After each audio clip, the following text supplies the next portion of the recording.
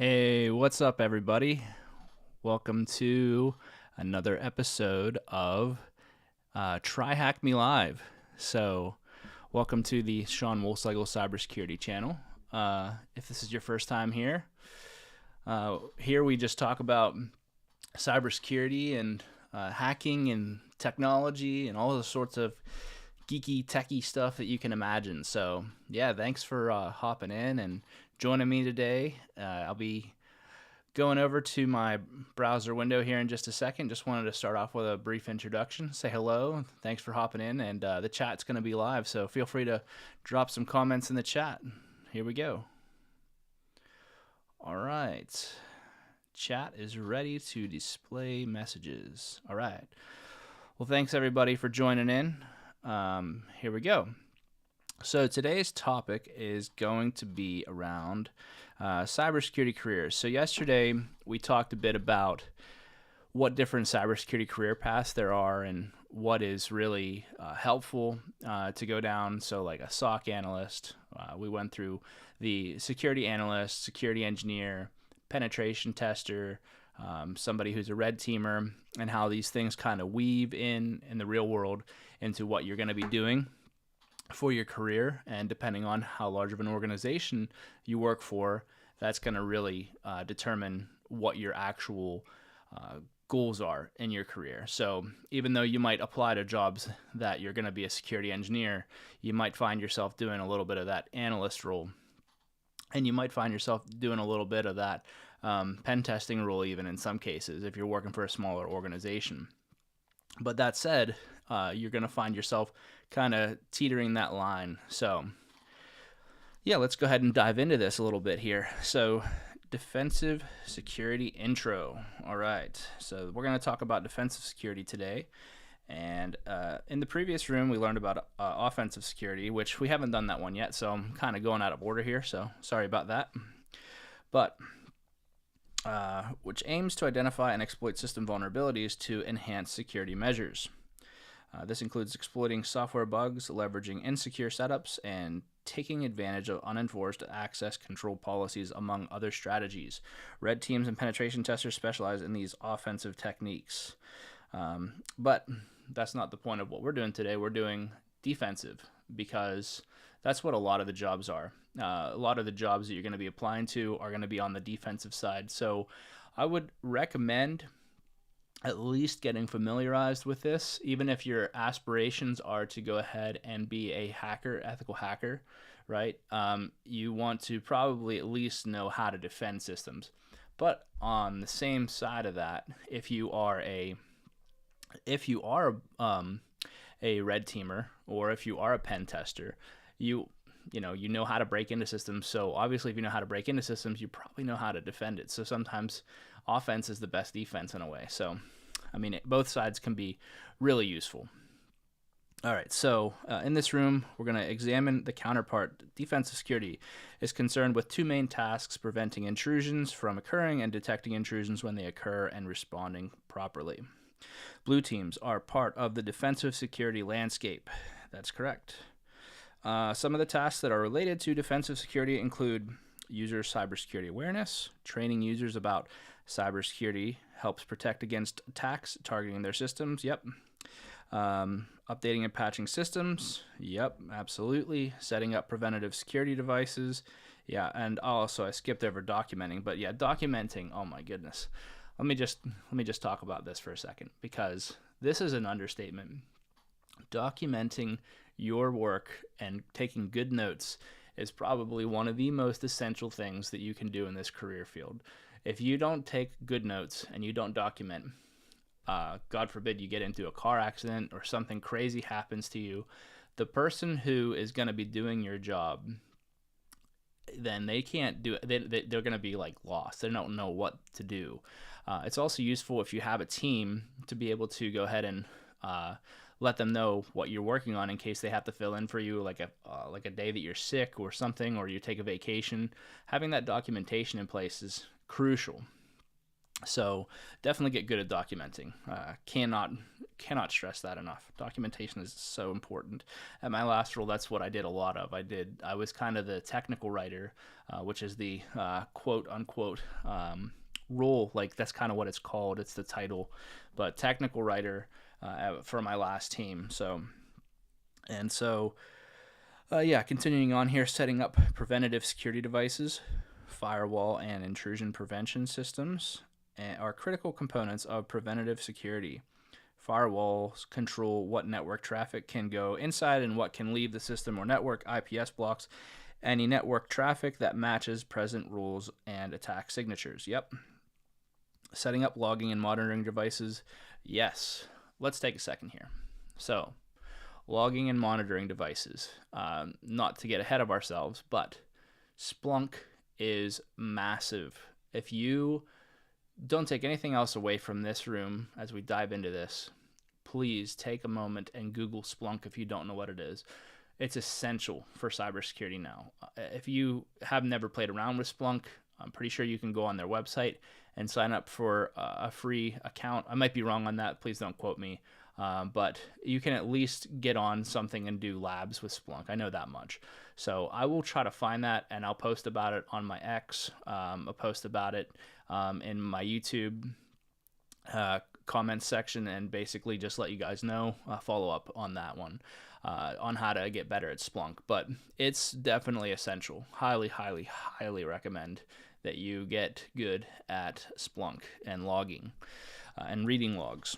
So there's much more to defensive security aside from the above. We will also cover the following related topics: Security Operations Center, threat intelligence, digital forensics, and malware analysis. DFIR, let's talk about this for a second. I'm going to just click this.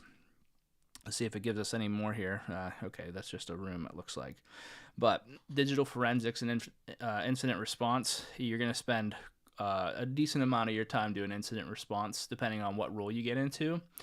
Definitely a good one to learn. Digital forensics, maybe not so much. Security Operations Center, or SOC, which is more commonly what you hear, just SOC.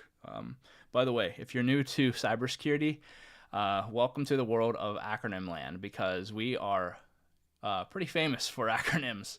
Acronyms are everywhere in this field, so you will find a lot. So, which team focuses on defensive security? All right, chat. Let's see if anybody knows it. If you want to drop it in the comments section, let's see if you can get it, and I'll give you we'll give it 15 seconds, and I'll see if you guys get it, and if not, I will go ahead and enter it, and here we go. Keeping an eye on the chat here. So, yeah, see if anybody gets the answer right. Yeah, feel free to just drop it in the chat if you have it, and if not, I'll go ahead and put it in here.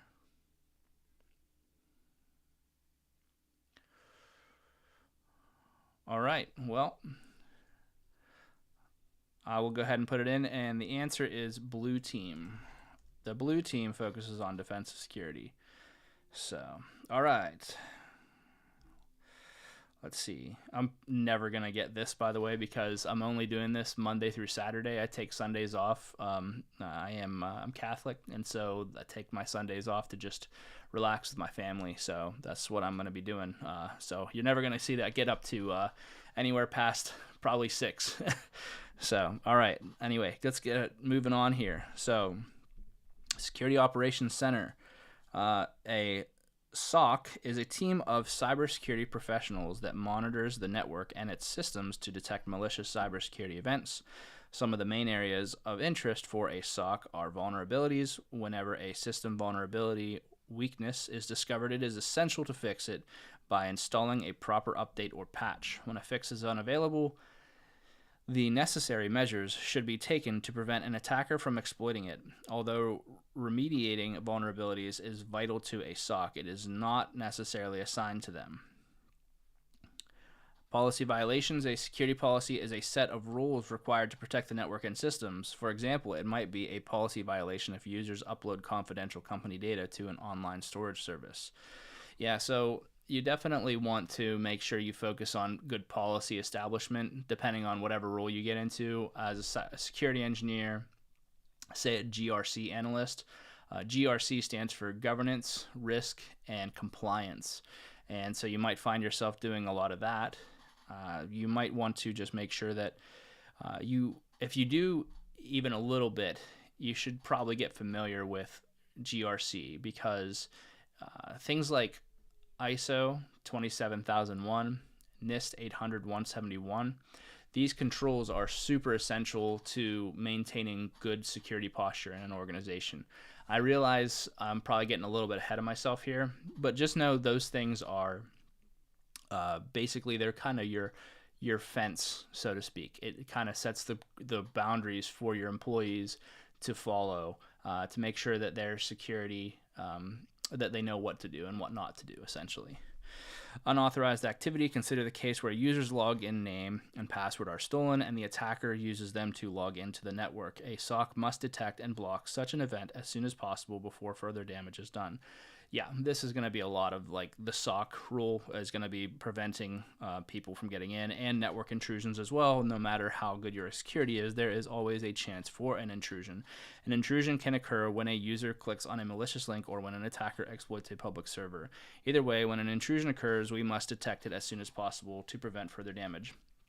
Thoughts on this one? So, the modern thought when it comes to cybersecurity and network intrusions or any kind of breach or anything like that is that you should take and always assume that you're breached. You have what's called zero trust, which is to say everybody in your network should at least be viewed and scrutinized to think that maybe they are up to no good.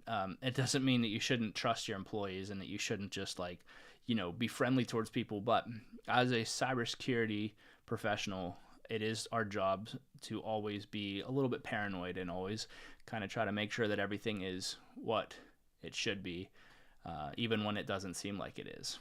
So, security operations cover various tasks to ensure protection. One such task is threat intelligence.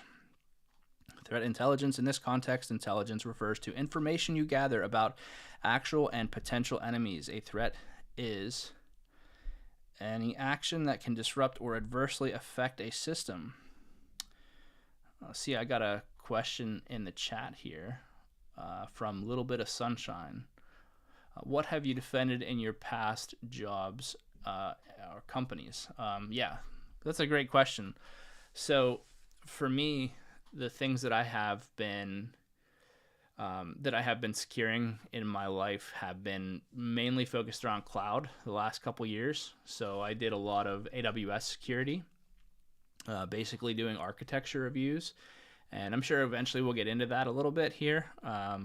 But doing architecture reviews, checking out things like Active Directory, making sure that users aren't able to access systems that they're not supposed to be on, which is what we call least privilege.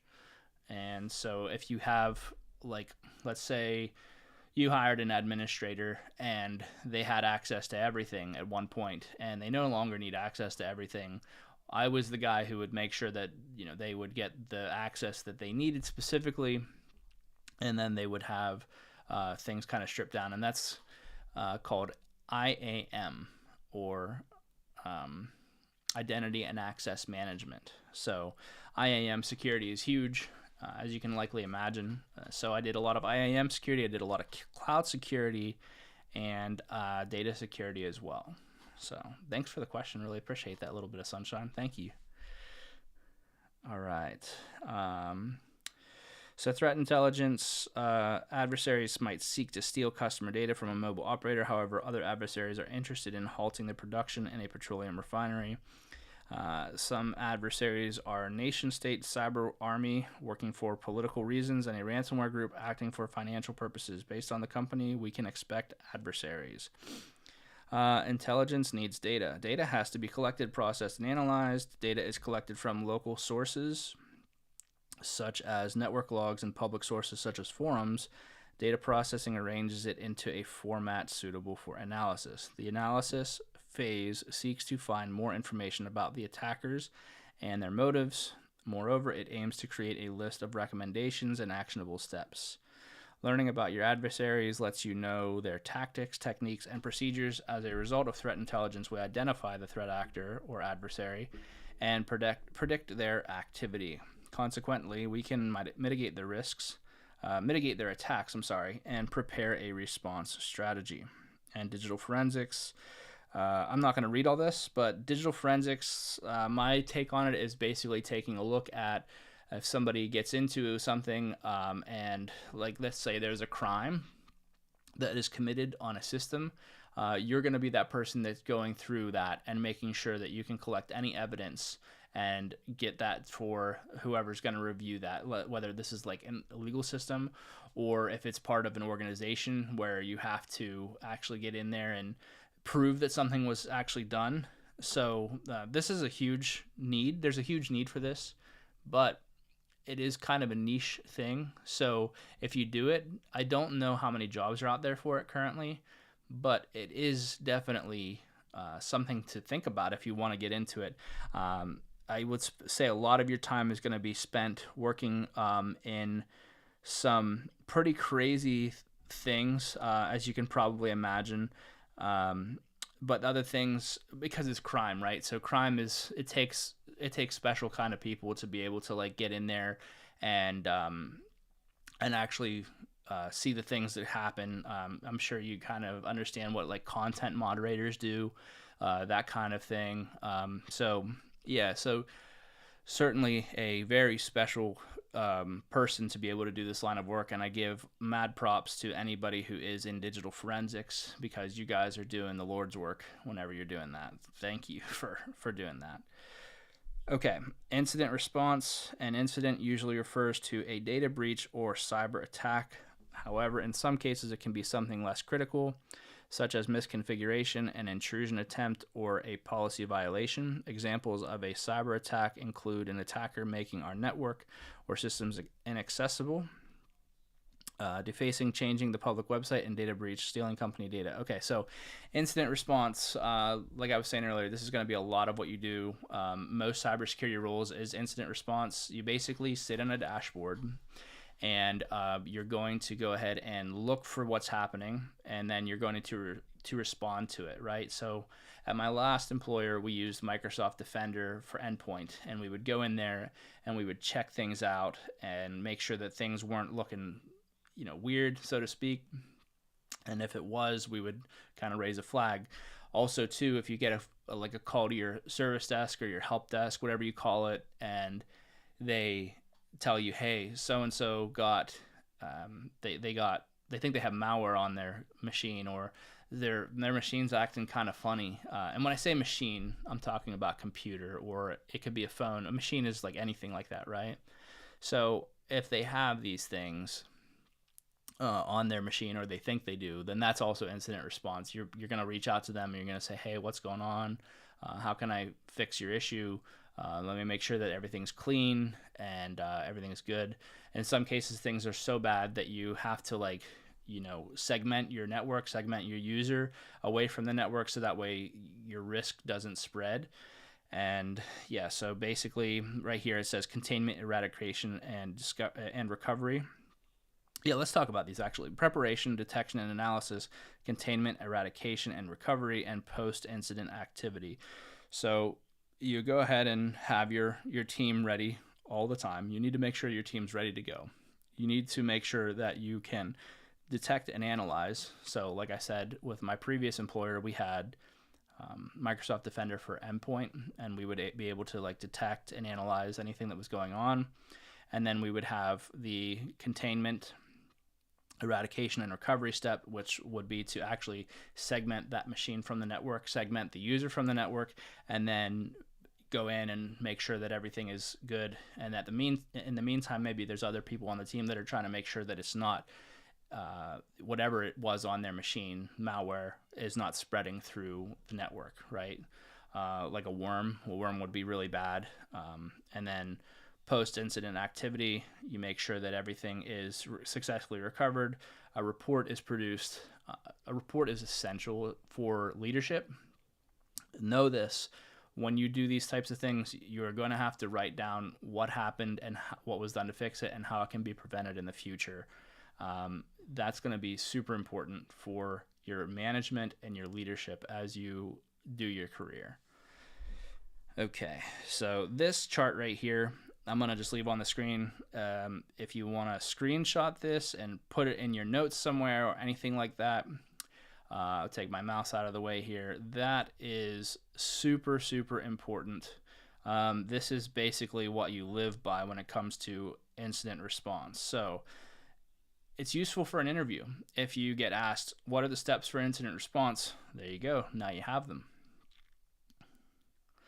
Malware analysis. Malware stands for malicious software. Software refers to programs, documents, and files you can save on a disk or send over the network.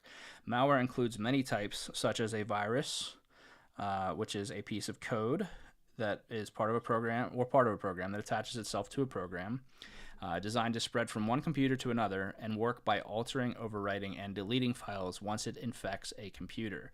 The result ranges from the computer becoming slow to unusable. So virus is kind of like everybody's first thought when they think about malware. Really important, if you don't know this already, that malware is not a virus. A virus is not just the catch-all term for malware. A virus is a special type of malware. So it's very important to know that if you're getting into this career field, or you're considering it, or you just want to know that a virus is just a specific type of malware. Another type of malware is Trojan horse. It's a program that shows one desirable function but hides a malicious function underneath. For example, a victim might download a video player from a shady website that gives the attacker complete control over their system. So let's say you want to download,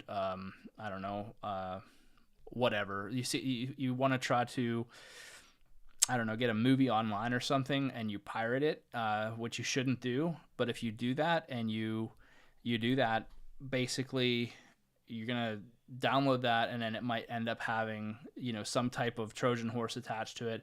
And so it's going to put like a rootkit in your machine, and rootkits are a pain to get rid of. Basically, first lesson, don't download things illegally from the internet. And two, don't download anything that you're not sure of. Don't click things that you don't know what they are. So that's the easiest way to prevent a Trojan horse from getting on your machine. And also, people will put these in emails or even like in text messages nowadays. So if you get something that seems like, oh wow, this is like so good, like usually that whole phrase of it's too good to be true, yeah, it's probably true. You shouldn't just, go clicking on things or downloading things or falling for these kinds of tricks that the bad guys like to play on all of us. So, and then lastly, ransomware. You'll find this is huge when it comes to like bigger enterprises or even small ones. Honestly, I would say like organizations, if you're freelancing and stuff, checking out, making sure that they've had at least one ransomware kind of review, analysis, audit, whatever you want to call it, making sure that they haven't had anybody get into their systems before is really important. And really, ransomware is preventable. A lot of times people don't even know about like things like backups and then taking those backups and putting them offline somewhere that you can just go ahead and recover from. Like you should have a cold backup somewhere. You should have a warm backup. And so I'll get into that all later, but I don't want to get too far ahead of myself. But essentially, ransomware is huge, and you should definitely spend some time learning about it, making sure that ransomware hasn't happened to whatever organization you've had, and have conversations with your employer about that. I'm sure that TryHackMe is going to put us through some things later on ransomware, so we'll get there whenever we get there.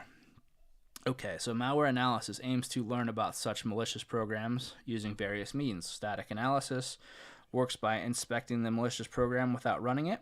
This usually requires solid knowledge of assembly language, the processor's instruction set, or the computer's fundamental instructions. And dynamic analysis works by running the malware in a controlled environment and monitoring its activities. It lets you observe how the malware behaves when running. Most of the time, what I've seen is the dynamic analysis. If you're good at static analysis, you're probably like Einstein level genius. So, yeah, mad kudos to you if you're able to do that. This is definitely a niche field right here, but it probably pays extremely well. So if you're looking to make good money, I would definitely learn some assembly language, learn about how this works, and yeah, you might be in a pretty lucrative position there. But I'm not a career guidance counselor or anything, so don't take my word on that. Just know that it's not something that I see regularly. So if you do end up in a role like this, it's probably going to be very specialized. All right, so let's do these questions. So, what would you call a team of cybersecurity professionals that monitors a network and its systems for malicious events? Do you remember, chat? Let's see if anybody remembers. If you do remember, go ahead and post it in the chat. I will go ahead and start typing here, and I gotta get like one of those like Jeopardy sounds for like whenever I have these things, because I don't have one of those right now, but that would be super useful right now. So at some point I will get that, and whenever I'm doing things like this, I'll start to play that like Jeopardy music or whatever. I gotta, the copyright infringement or whatever, but maybe I'll figure out something. But I'm gonna go in with this as I go with it. So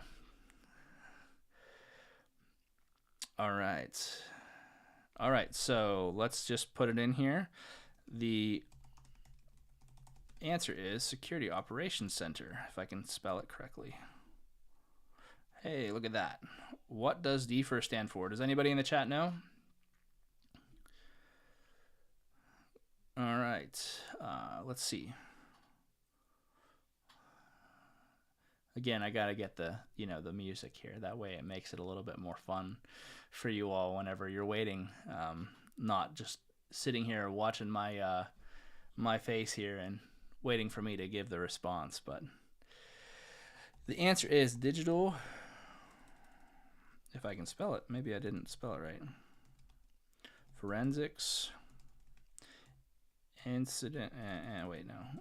Yeah, digital forensics and incident response. Okay. There we go. And what kind of malware requires the user to pay money to regain access to their files? All right, this was like one of the last things I went over. Let's see if anybody can get this one in the chat. So I will just wait here and see if I get any responses, and if not, I'll go ahead and put it in here. All right. Going once, twice. All right, here we go. All right, so the answer is ransomware. Ransomware requires the user to pay money to regain access to their files. All right, and practical example of defensive security. The scenario: let us pretend you are a SOC analyst responsible for protecting a bank. The bank's SOC uses a SIEM tool. SIM, you'll hear this pronounced different ways by different people from different countries. You might hear it called SIEM, SIEM, SIM. Yeah, that's pretty much the two that I hear most often, but there might be more, I don't know. But security, information, and event management. Again, going back to Splunk. Yeah, so Splunk is a SIM, and you will hear that. There are other SIMs out there, and so, yeah, which gathers security-related information and events from various resources and presents them in one dashboard. If the SIM finds something suspicious, an alert will be generated. Not all alerts are malicious. However, it is up to the analyst to use their expertise in cybersecurity to investigate which ones are harmful. For example, you may encounter an alert where a user has failed multiple login attempts. While suspicious, this kind of thing happens, especially if the user has forgotten their password and continues to try to log in. Additionally, there might be alerts related to connections from unknown IP addresses. An IP address is like a home address for your computer on the internet. It tells other computers where to send the information you request. When these addresses are unknown, it could mean that someone new is trying to connect or someone is attempting unauthorized access. Simulating a SIM, we have prepared a simplified interactive simulation of a SIM system to provide you with hands-on experience similar to what cybersecurity analysts encounter. To start the simulation, click the View Site button. All right, let's do it. All right, so here we go. Inspect the alerts in your SIM dashboard. Find the malicious IP address from the alerts. Make a note of it, and then click on the alert to proceed. All right, so we want to look for the malicious IP address. Let's see. We want this one right here. I think that's what we want to do. Oh, wait, no, that's successful. Okay, unauthorized connection. There we go. All right. There are websites on the internet that allow you to check the reputation of an IP address to see whether it's malicious or suspicious. So did we get that IP address? I think I needed to like save that or something. Nope. Yep. See, yeah, I gotta go back here. All right. Well, bear with me. I'm learning. I'm going with this. Let's try that again. All right. So 143.110.250.149. All right. So let's take and bring out. Let me just write this down so I don't forget it. In the future, I will make sure that I have something that I can actually show on the screen. 143.110.250.149, and it's port 22. Okay. All right, so we'll put that in here. 143.110.250.149 and submit. And we can see here that it was malicious. So there are many open source databases out there like Abuse IPDB and Cisco Talos Intelligence. Cisco Talos is definitely a big one where you can perform a reputation and location check for the IP address. Most security analysts use these tools to aid them with alert investigations. You can also make the internet safer by reporting the malicious IPs, for example, on Abuse IPDB. Now that we know the IP address is malicious, we need to escalate it to a staff member. So let's take a look here. So we got it. It came from China Mobile Communications Corporation, from Zhangjiang, Jingsu, China. Okay. And we shouldn't worry too much if it was a failed authentication attempt, but you probably noticed the successful authentication attempt from a malicious IP address. Let's declare a small incident and escalate it. There is some great staff working at the company, but you wouldn't want to escalate this to the wrong person who is not in charge of your team or department. Choose to whom you would escalate this event. Sales executive, security consultant, information security architect, or SOC team lead. Well, I would definitely send it over to, it would either be the security consultant or the SOC team lead. I would start here first. Let's see if that's correct. Nope, wrong staff member. Okay, so SOC team lead. All right. You got the permission to block the malicious IP address, and now you can proceed and implement the implement the block rule. Block the malicious IP address on the firewall and find out what message they left for you. Okay, so the IP address, so again, was 143.110.250.149. Block this, and we got our flag. And so this is the first flag that we get on TryHackMe. All right, so flags are a huge thing. Capture the flag. That's what makes TryHackMe kind of fun. It is like a game. You can capture these flags, and then you can put them in here, and we can hit submit. And let's see. Yeah, so we got it. So we're done now. All right. So now we're done with that room. And yep, we'll go to close. And we'll go back to Introduction to Cybersecurity. Okay. So tomorrow's live stream, I will go and dive into offensive security. So far, if you haven't watched it, you can go to yesterday's live stream where I covered careers in cyber. You can review today's It'll be on YouTube, X, and Rumble after this. You can rewatch it, talk about the defensive security intro, and then tomorrow will be tomorrow's Sunday. I won't be on tomorrow. I'll be back on Monday. Monday we'll be talking about offensive security. So switch back over to my main cam here, and that way I'm all done there. And yeah, so if you found any value out of this, please feel free to hit that like button, share it with your friends, subscribe, share it with your network, anybody who you know. And thank you so much for watching today. Really appreciate it. Hope you guys have a great day. Hope you guys have a great week, and enjoy your Sunday tomorrow. Enjoy the rest of your Saturday. Thanks for tuning in, and I will see you guys in the next one. See you later.